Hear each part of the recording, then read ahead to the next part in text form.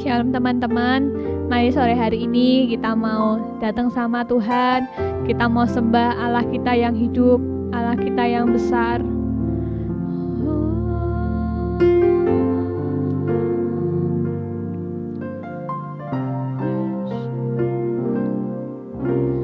Betapa dahsyat Engkau Tuhan, pencipta segala yang ada,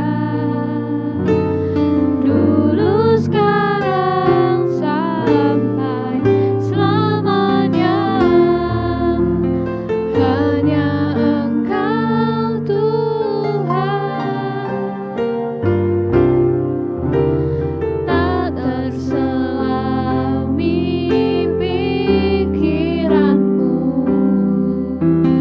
tak terukur panjang setiamu, dulu sekarang sampai selamanya. Hanya Engkau Tuhan. Mari kita sembah Allah yang hidup. Engkau Yesus, hanya Engkau Allah di hidupku. Tiada yang lain, hanya Kau, hanya Engkau Tuhan. Selamanya Kau tetap Allah, walau dunia semua bergoncang,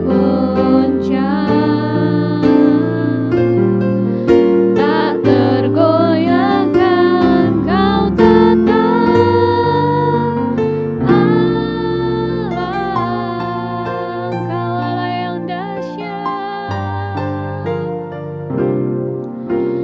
Betapa dahsyat Engkau Tuhan, pencipta segala yang ada, dulu sekarang sampai selamanya. Hanya Engkau Tuhan,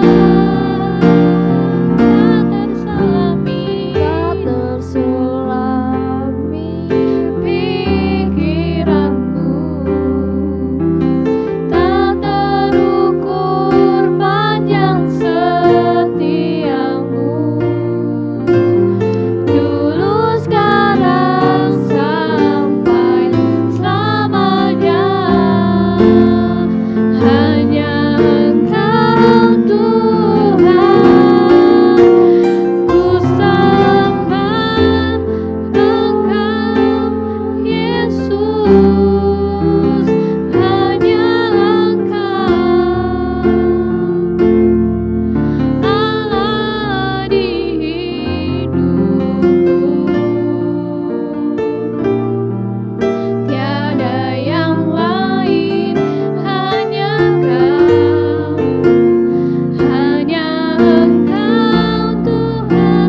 Selamanya Kau tetap Allah, walau dunia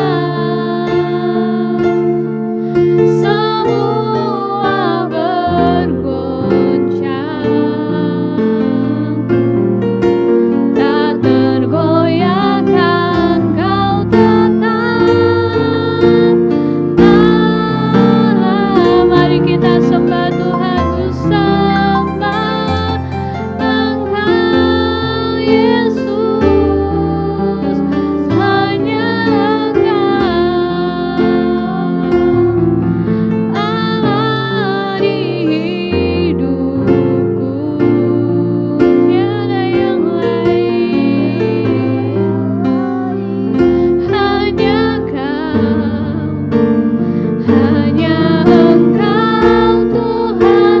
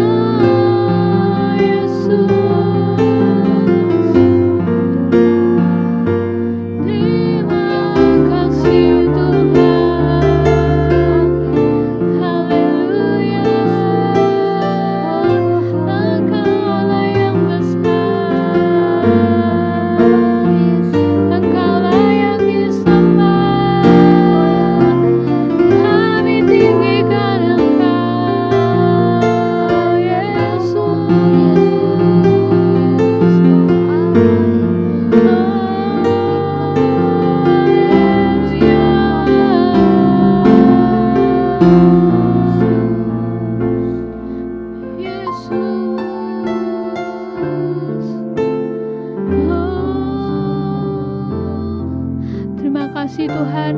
Kalau kami boleh ada sampai saat ini, itu semua karena anugerah-Mu Tuhan. Itu semua karena kemurahan-Mu buat setiap kami. Kami bersyukur Tuhan buat kebaikan-Mu yang selalu nyata buat setiap kami Tuhan.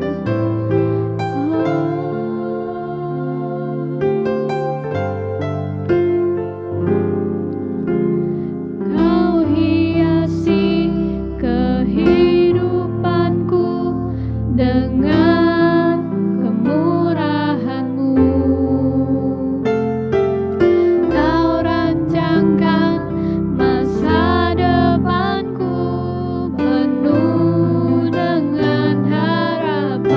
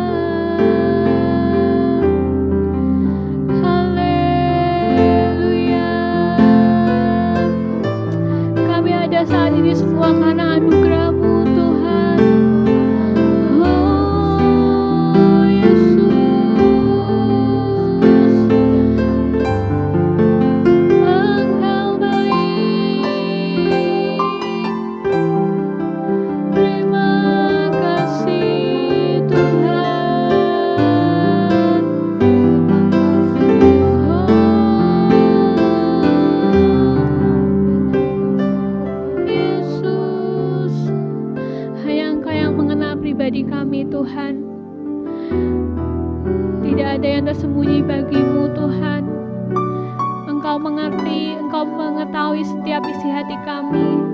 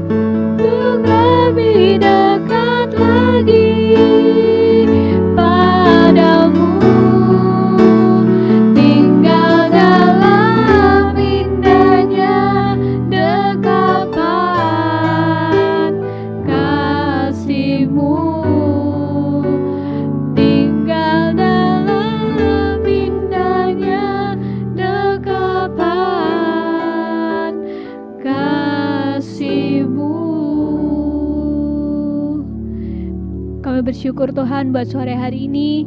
Kami sudah boleh memuji memuliakan nama-Mu. Sebentar kami akan mendengarkan firman-Mu ya Tuhan. Biar Kau yang berkati setiap kami.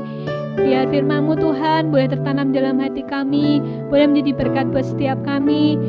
Berdoa juga buat hamba-Mu yang akan menyampaikan firman-Mu. Biar Kau pakai hamba-Mu Tuhan untuk boleh menjadi berkat buat setiap kami. Terima kasih Tuhan. Kami sudah berdoa mengucap syukur. Haleluya. Amin.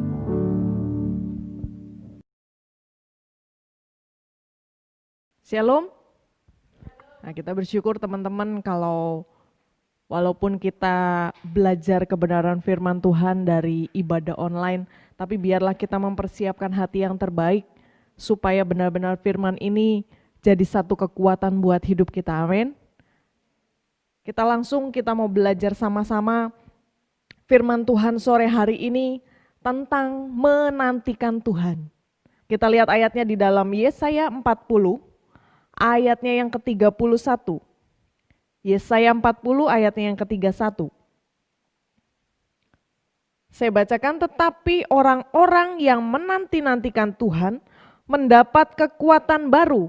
Mereka seumpama raja wali yang naik terbang dengan kekuatan sayapnya. Mereka berlari dan tidak menjadi lesu. Mereka berjalan dan tidak menjadi lelah.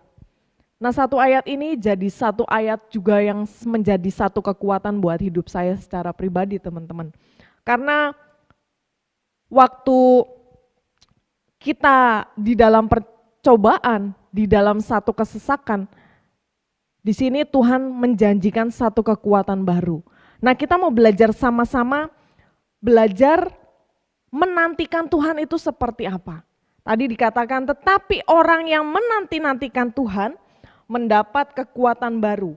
Nah, kata menanti ini di sini berarti menunggu. Artinya juga berharap. Berharap kepada Tuhan itu berarti kita menaruh kepercayaan sepenuhnya. Ingat ya, sepenuhnya. Perlu digarisbawahi, berharap itu artinya menaruh kepercayaan kita secara penuh. Jadi bukan setengah-setengah. Waktu kita percaya kepada Tuhan hanya setengah-setengah, itu artinya kita sedang tidak percaya, sedang tidak berharap sama Tuhan. Nah, waktu kita mempercayakan hidup kita sepenuhnya kepada Tuhan, itu juga termasuk di dalamnya adalah memandang Allah sebagai satu-satunya sumber yang kita perlukan. Nah, pertanyaannya, apakah Tuhan sudah menjadi satu-satunya sumber yang kita perlukan?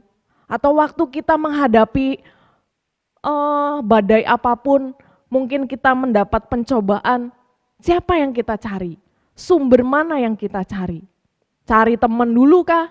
Atau ya curhat dulu ke teman? Atau kita cari Tuhan?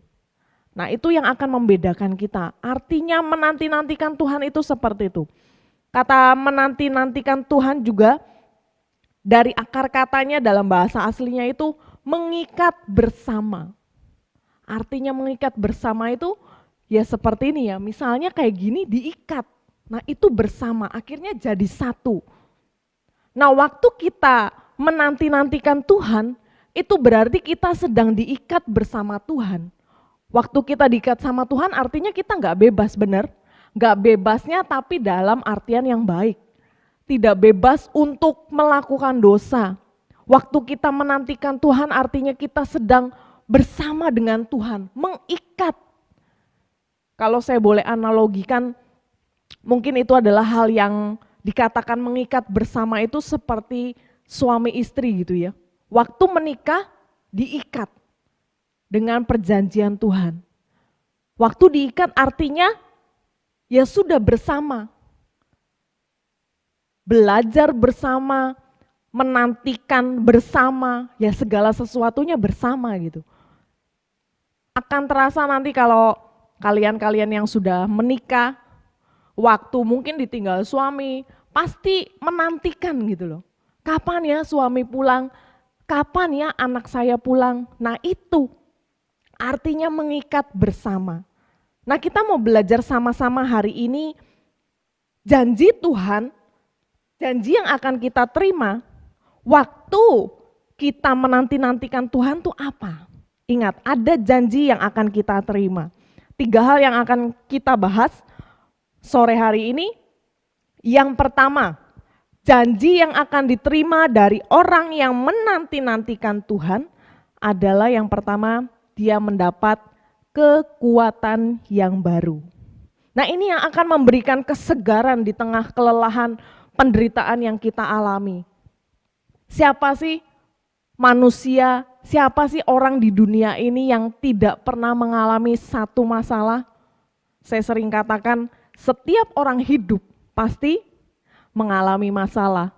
Ada pencobaan yang akan dia alami. Ada satu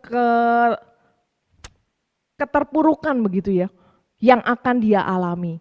Tapi yang menjadi masalahnya, kalau kita menantikan Tuhan, nah ini yang penting. Dia yang akan memberikan kekuatan baru. Coba kalau kita sedang berlari jauh gitu ya, berlari lagi olahraga begitu. Terus tiba-tiba waktu kita haus, waktu kita mulai lelah, yang kita lakukan apa? Cari minum terus minum sebanyak-banyaknya. Waktu kita minum, itu akan memberikan satu kesegaran buat kita. Benar nggak teman-teman? Coba yang suka olahraga, pasti akan rasain itu. Atau kita lah kalau melakukan apapun, terus kita haus, kita carinya apa? Minum. Nah, waktu kita dapat minum, akhirnya kita dapat kesegaran baru. Kita dapat satu kesejukan. Nah, sama dengan hidup kita. Waktu kita menantikan Tuhan artinya kita sedang mengizinkan Tuhan mengisi terus aliran kehidupan supaya kita tetap jadi orang yang kuat. Jadi janji pertama yang diterima oleh orang-orang yang menanti-nantikan Tuhan adalah dia mendapat kekuatan baru. Jadi gak perlu khawatir teman-teman, waktu kita ada di dalam satu pencobaan, belajarlah untuk menantikan Tuhan. Waktu kita menantikan Tuhan, nanti Tuhan akan kasih kekuatan yang baru. Waktu Tuhan kasih kekuatan baru, masalahnya hilang gak? Gak hilang teman-teman, masalahnya masih ada. Tapi yang berbeda apa? Kekuatan kita, semangat kita berbeda. Respon kita menghadapi masalah itu akan berbeda. Nah, itulah pentingnya kita menantikan Tuhan. Beda kalau misalnya orang yang di luar Tuhan tidak menantikan Tuhan, atau mungkin waktu dia mengalami pencobaan tapi dia cari hal-hal yang lain, itu akan beda. Larinya, responnya kemana kita nggak tahu. Bisa, makanya banyak berita-berita orang sudah karena punya masalah banyak akhirnya bunuh diri, akhirnya larinya kemana lah begitu. Nah, tapi biarlah kita belajar sebagai anak-anak muda, kita perlu kekuatan baru yang dari Tuhan supaya kita bisa kuat menjalani hidup ini. Jangan merasa diri karena masih muda bisa melakukan apapun. Kadang kepercayaan dirinya terlalu tinggi, tapi tidak ingat Tuhan. Nah, ini yang salah. Tapi kita mau belajar bahwa dengan Tuhan, di dalam Tuhan, pasti Tuhan kasih kekuatan yang baru. Amin. Nah, biarlah kita belajar supaya kita terus menanti-nantikan Tuhan. Nah, yang kedua, janji apa yang akan diterima oleh orang-orang yang menantikan Tuhan? Yang kedua, akan mendapat kemampuan untuk naik terbang. Ayatnya di ayat yang sama tadi, mereka seumpama raja wali yang naik terbang dengan kekuatan sayapnya. Nah, saya tuliskan di sini mendapat kemampuan untuk naik terbang. Untuk apa? Untuk mengatasi persoalan. Di sini di firman Tuhan dikatakan mereka seumpama raja wali. Jadi burung raja wali ini ternyata waktu saya mencoba menyelidiki, raja wali itu burung yang sangat baik gitu loh teman-teman. Karena sayapnya raja wali itu lebih besar daripada tubuhnya. Kalau kita perhatikan burung-burung lain yang lebih besar badannya, bukan sayapnya. Karena sayapnya burung-burung lain hanya untuk dikepak, mengepakkan sayapnya begitu ya. Tapi kalau raja wali ini, dia punya sayap yang lebar. Dia tidak mengepakkan sayapnya, tapi membentangkan sayapnya untuk bisa naik tinggi. Nah, bahkan Raja Wali itu bisa naik tinggi ke atas. Supaya apa? Supaya sayapnya kuat. Dia harus melatih sayapnya supaya kuat dengan cara naik ke atas, terbang ke atas, menantang badai. Nah, ini yang menjadi satu keunikan burung Raja Wali. Menantang badai. Karena dia sadar hanya dengan menantang badai itulah Raja Wali bisa melambung tinggi, mengembangkan sayapnya. Jadi sayapnya akan berfungsi dengan baik waktu dia naik tinggi, bahkan melintasi badai. Nah ini teman-teman, kita belajar dari burung Raja Wali. Orang yang menantikan Tuhan itu akan dibawa naik terbang oleh Tuhan. Nah makanya kita jangan menganggap bahwa badai itu pencobaan, ujian yang kita hadapi itu sebagai akhir dari hidup kita. Ya seberapa banyak sekarang orang menganggap bahwa ya sudah, waktu sudah terpuruk, kayaknya sudah jatuh banget. Wah sini sudah akhir, sudah tidak ada harapan lagi. Nah kita harus berpikir mulai sekarang. Jangan menganggap badai itu sebagai akhir dari hidup kita. Justru sebaliknya Allah itu sedang membawa kita naik. Sampai ke puncak supaya kita bisa lihat bahwa pencobaan penderitaan yang kita alami itu hanya sesuatu yang kecil. Firman Tuhan katakan di dalam 1 Korintus 10 ayat 13 apa? Pencobaan yang kita alami adalah pencobaan biasa yang tidak melampaui kekuatan kita. Nah jadi kita mau belajar teman-teman. Waktu kita ada di bawah, cara kita memandang akan berbeda dengan waktu kita ada di atas. Artinya begini teman-teman, waktu kita ada di bawah, mungkin kita ada di hutan ya, kita di hutan, di satu hutan yang luas dengan pohon-pohon yang tinggi. Waktu kita ada di tanah itu, kita melihat pohon seperti apa teman-teman? Wah besar sekali ya pohonnya. Akarnya besar, daunnya besar, semuanya dianggap besar. Tapi berbeda waktu kita ada di atas. Mungkin naik pesawat, waktu kita naik pesawat, lihat pohon tuh kelihatan nggak? Besar. Nggak kelihatan ya teman-teman? Pohon itu mungkin hanya seperti titik kecil hijau gitu. Hijau, kecil, titik dari kita dari atas. Yang pernah naik pesawat pasti tahu ya, sekecil apa kita bisa lihat ke bawah itu. Nah sama teman-teman, cara kita memandang itu akan menentukan sikap kita. Saya ulangi, cara kita memandang itu akan menentukan sikap kita. Waktu kita memandangnya dari bawah, ya kita akan melihat segala sesuatu besar. Waktu kita ada di atas, kita akan melihat segala sesuatu itu kecil. Nah itulah sebabnya, kalau kita menantikan Tuhan, kita diikat bersama dengan Tuhan. Nah Tuhan yang akan bawa kita naik. Waktu Tuhan bawa kita naik, akhirnya kita akan bisa melihat bahwa segala sesuatu itu hanya sekecil ini gitu ya. Makanya kita tidak perlu khawatir. Nah biarlah kita juga terus dibawa sama Tuhan untuk naik terbang. Supaya cara pandang kita itu berubah.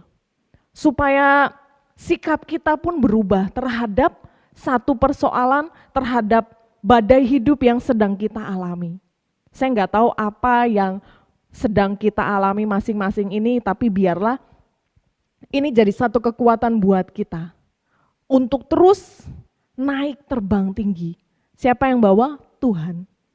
Caranya kalau kita menanti-nantikan Tuhan. Yang ketiga,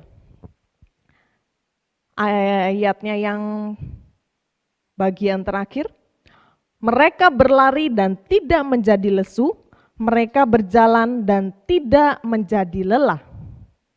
Nah, yang ketiga yang boleh saya sampaikan adalah yang ketiga kita mendapat kesanggupan untuk sampai kepada tujuan. Kenapa saya bisa simpulkan ini? Karena kita lihat di sini ayatnya dikatakan berlari tidak menjadi lesu, berjalan tidak menjadi lelah. Saya pastikan orang yang berlari, orang yang berjalan pasti akan mencapai satu tujuan. Mencapai satu tujuan. Apakah ada orang yang berlari tanpa tujuan, teman-teman? Saya katakan itu orang yang kurang kerjaan, benar. Gak ada tujuannya, cuma pengen lari. Pengen lari pun pasti ada tujuannya, mungkin lagi patah hati atau apa misalnya ya. Karena lari gak karuan, puter-puter aja. Tapi pasti ada tujuannya. Nah ini yang akhirnya menyimpulkan kepada saya untuk menyimpulkan hal ini. Akhirnya orang yang menantikan Tuhan akan mendapat kesanggupan untuk sampai kepada tujuan. Nah, pertanyaannya apa yang menjadi tujuan kita, teman-teman? Untuk apa kita hidup? Untuk apa kita berlari? Untuk apa kita berjalan? Tujuannya apa? Pastikan diri kita kalau kita punya tujuan adalah kemuliaan dalam kekekalan. Jadi jangan kita membuang hidup kita percuma gitu ya.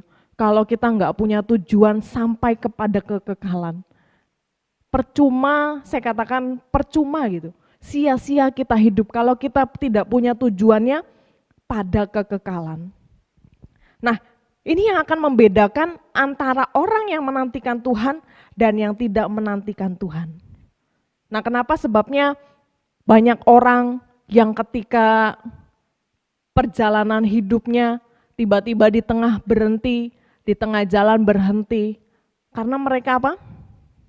Merasa lelah, merasa lesu. Nah ini yang membedakan.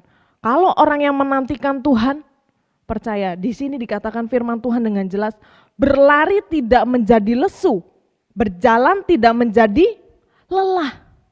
Nah ini yang akan memberikan kesanggupan untuk kita, waktu kita menanti-nantikan Tuhan, ini yang akan memberikan kesanggupan kita untuk berjalan sampai kepada tujuan. Jangan menjadi seperti orang-orang kebanyakan. Mengiring Tuhan, semangat awal-awal, nanti di tengah-tengah mulai loyo, mulai tidak ibadah, gesekan sama teman satu dengan yang lain, mulai mundur dari ibadah. Itu artinya mulai menjadi lelah, menjadi lesu. Karena tidak memandang kepada kemuliaan. Nah jadi saya mau pastikan teman-teman, biarlah kita waktu menanti-nantikan Tuhan, benar-benar dengan menantikan Tuhan dengan sangat gitu ya. Supaya itu yang akan terus membawa kita sampai kepada tujuan. 2 Korintus 4 ayat yang ke-17 kita mau bacakan. 2 Korintus 4 ayat yang ke-17. Sebab penderitaan ringan yang sekarang ini mengerjakan bagi kami kemuliaan kekal yang melebihi segala-galanya, jauh lebih besar daripada penderitaan kami. Firman Tuhan jelas katakan, penderitaan yang kita alami itu biasa. Penderitaan kita itu kecil. Nanti kemuliaan yang kita dapatkan jauh lebih besar. Nah makanya biarlah kita benar-benar ikut Tuhan dengan baik. Jangan sampai kita berhenti tengah jalan, eman-eman. Jadi kita mau belajar sama-sama malam hari ini, kita mau belajar bahwa biarlah hidup kita menanti-nantikan Tuhan. Karena janji Tuhan pasti digenapi untuk orang-orang yang menantikan Tuhan adalah apa? Mendapat kekuatan baru. Yang kedua, kita akan punya kemampuan untuk naik terbang. Dan yang ketiga, kita akan sanggup untuk sampai kepada tujuan. Dan biarlah hati kita terus belajar benar-benar menanti-nantikan Tuhan senantiasa. Amin. Jadi anak muda yang terus menantikan Tuhan, karena Tuhan yang akan membawa kita sampai ke akhir.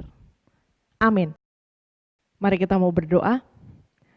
Terima kasih Tuhan buat kebenaran firman-Mu yang terus memberi kami ingatan untuk kami boleh terus menanti-nantikan Tuhan. Kami boleh terus berharap, mengikatkan diri kami bersama dengan Engkau, sampai kami boleh memperoleh janji-janji yang akan Tuhan genapi dalam hidup kami. Biarlah Tuhan memberkati setiap kami, pakai kami menjadi anak-anak muda yang tidak akan pernah menjadi lelah, menjadi anak-anak muda yang tidak akan pernah menjadi lesu Tuhan. Karena kami tahu kami punya kekuatan baru yang dari Tuhan saat kami menanti-nantikan Engkau Tuhan. Terima kasih, biarlah terus Tuhan pakai anak mudamu menjadi berkat dimanapun Tuhan tempatkan. Dan biarlah hidup kami terus mengiring Tuhan sampai kepada akhirnya. Kami bersyukur menyerahkan kehidupan kami sepenuhnya ke dalam tangan kasih-Mu. Biarlah Tuhan yang akan terus memberkati hidup kami dengan kemurahan dan kebajikan-Mu Tuhan. Di dalam nama Tuhan Yesus kami berdoa dan bersyukur. Haleluya. Amin.